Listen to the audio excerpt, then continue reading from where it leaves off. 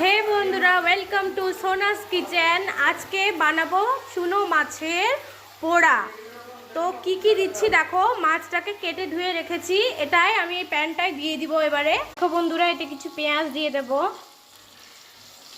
কিছু কোচানো টমেটো দিয়ে দেব, কিছু ভাঙা মাঝখান থেকে ভেঙে দিয়েছি লঙ্কাগুলো, এগুলোও দিয়ে দেব। যার যতটুকু লঙ্কা লাগে ততটুকুই দিতে পারি। দেখো বন্ধুরা, কিছু থাতানো রসুন বা একটু ভেঙে নেওয়া রসুনগুলোকে এবারে এর উপরে দিয়ে দেবো। এবারে দেখো বন্ধুরা, কালো আর সাদা সর্ষে বেটে নিয়েছি, এটাও এর উপরে দিয়ে দেবো একসঙ্গে।